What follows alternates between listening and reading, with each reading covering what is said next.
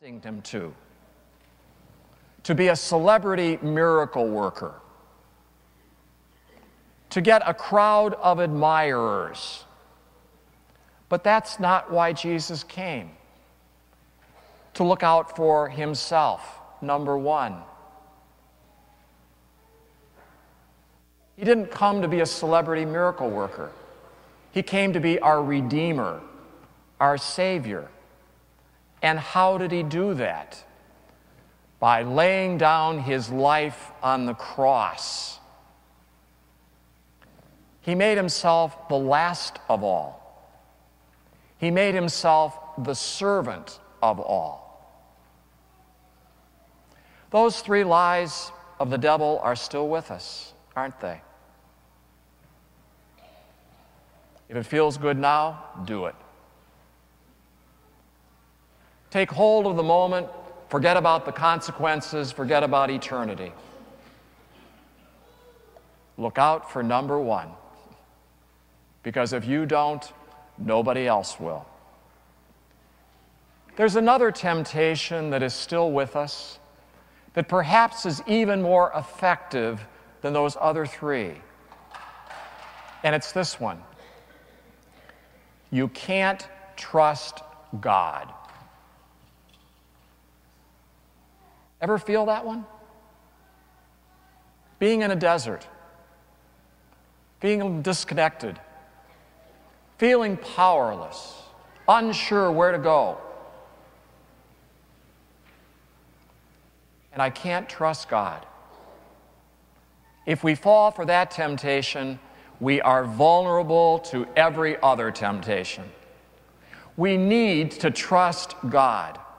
I was thinking about my mother and father, and I remember my mother's 40th birthday, because as she was getting ready for that 40th birthday, she was also expecting my little brother, the sixth baby in our family.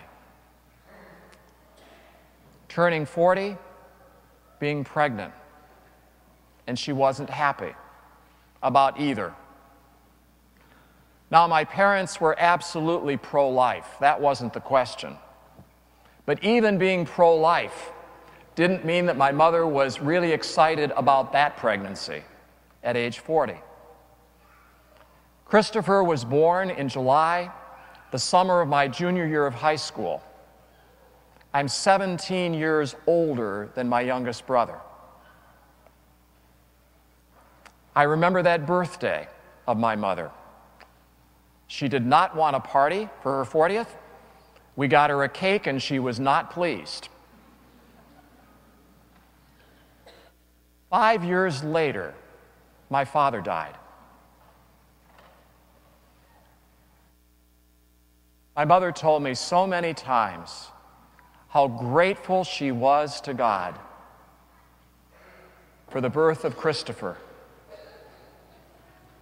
After my father died, she had a little boy now to love and to raise, and God could not have blessed her more richly. She trusted in God even when she didn't feel like trusting in God. When we trust in God, it doesn't mean that always immediately it's all going to happen to my satisfaction. But God will work out His own purposes. Trust in God. African American Christians have a wonderful hymn, and it carries this theme. Reminds us to look at the cross, to see the arms of Christ outstretched on that cross with an embrace that welcomes every single one of us, leaning on the everlasting arms. One of the verses from that hymn goes, "What have I to dread? What have I to fear? Leaning on the everlasting arms, I have blessed peace, with my Lord so near, leaning on the everlasting arms, leaning, leaning, safe and secure from all alarms, leaning, leaning, leaning on the everlasting arms. In whatever desert you are right now, know that God is with you. Whatever voices of deception tempt you, listen for his voice of truth. The embrace of the Lord's arms is wide on the cross.